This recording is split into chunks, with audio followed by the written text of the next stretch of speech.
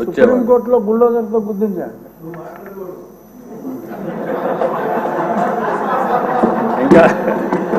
ఇంకా అలవాటు కాలేదు.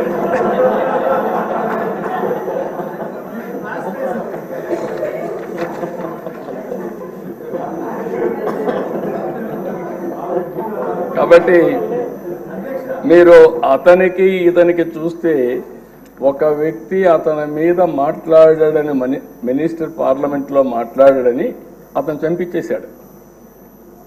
ఇక్కడ అదే సంఘటనలు జరుగుతున్నాయి. ఎవరైనా సరే మాట్లాడితే, ఎదురు తిరిగితే, లేకుంటే ప్రజాస్వామ్యంలో ఇది తప్పని చెప్పితే ఇంకా వాళ్ళ మీద పడిపోయే పరిస్థితి. శాసిస్తున్నాడు, ఎవ్వరూ మాట్లాడడానికి వీలు లేదని శాసించే పరిస్థితికి వచ్చారు. అలాంటి పరిస్థితిలో ఎదురొడ్డి ఇంకా ఎమోషన్ ఉంది, ఇన్ కోర్స్ ఆఫ్ టైం తగ్గించుకుంటారు. కానీ మళ్ళీ ఈరోజు ఒక పోరాటం చేసి పోరాట యోధుడిగా గెలిచి ఆ కుర్చీలో కూర్చున్న మిమ్మల్ని మరొక్కసారి మనస్ఫూర్తిగా అభినందిస్తున్నాను. ఒక వ్యక్తి చట్టసభకు రావడం అంటే ఎంతో గొప్ప అవకాశం. ప్రజాప్రతినిధులుగా చట్టసభలకు వెళ్ళిన వారు ప్రజా సమస్యలపైన పోరాడవలసిన అవసరం ఉంది. గడచిన 5 సంవత్సరాలుగా చూశాం. ఇదే కుర్చీలో అంత మునుపు 14 సంవత్సరాలు కూర్చున్నా అదే అపోజిషన్ కుర్చీలో కూర్చున్నాను. ఆ రోజులు ఇప్పుడు కూడా గుర్తొస్తాయి.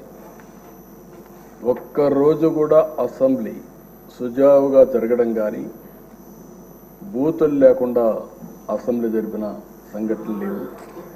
సరే, అందరి మాదిరిగా నాకు కూడా అవమానాలు జరిగాయి, అవన్నీ నేను ఇప్పుడు పోవడం లేదు. కానీ ఆ రోజు కూడా ఒక మాట చెప్పాను, ఇది గౌరవ సభ కాబట్టి ఈ సభలో నేను ఉండలేను. మళ్ళీ ప్రజాక్షేత్రంలో గెలిచి గౌరవ సభగా చేసిన తర్వాతనే ఆ సభలో అడుగు పెడతానని వచ్చాను. ఈరోజు అందరం కూడా దీన్ని గౌరవ సభగా చేయడం కోసం ప్రజాప్రతినిధులుగా మనందరం ఈ సభ ఔన్నత్యాన్ని, గౌరవాన్ని కాపాడవలసిన బాధ్యత మనందరిపైన ఉంది.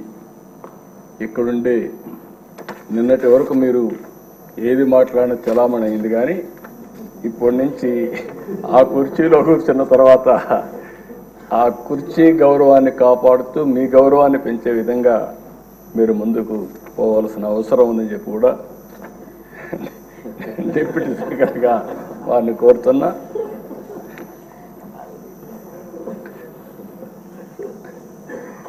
ఇంకొక పక్కన ఎప్పుడు కూడా మనందరం ఒకటి గుర్తుపెట్టుకోవాలి, ఇక్కడుండే వాళ్ళందరం చాలామంది బాధితులు ఉన్నాం. ఇంత మునుపు స్పీకర్ గారు ఉన్నారు. స్పీకర్ గారు ఆ వయసులో ఉంటే ఆయన రాజకీయ అనుభవం కూడా అపారం. 83 నుంచి రాజకీయాల్లో ఉన్నారు. 7 సార్లు ఎమ్మెల్యే అయ్యాడు. అలాంటి వ్యక్తి మీద అటెంప్ట్ రేప్ కేసు పెట్టారు. అంటే ఏమన్నా నాకైతే అర్థం కావడం లేదు. ఇప్పుడు ఆయన అదే బ్యూటీ ఆఫ్ డెమోక్రసీ, ఆయన ఇప్పుడు స్పీకర్. అదే మాదిరిగా ఈయన్ని చంపేయాలనుకున్న ఆయన ఇప్పుడు deputy speaker. Can you imagine this? అందుకే ప్రజల్లో ప్రతి ఒక్క విషయాన్ని వాచ్ చేస్తారు.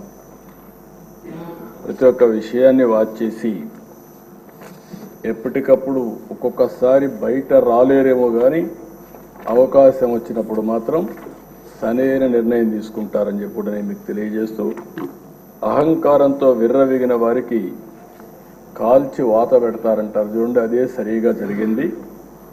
ఆ రోజు మాట్లాడినప్పుడు వై నాట్ 175 అంటే వై నాట్ 175 కాదు, నీకు ఇచ్చేది 11 అని చెప్పి 11 సీట్లతో గెలిపించారు.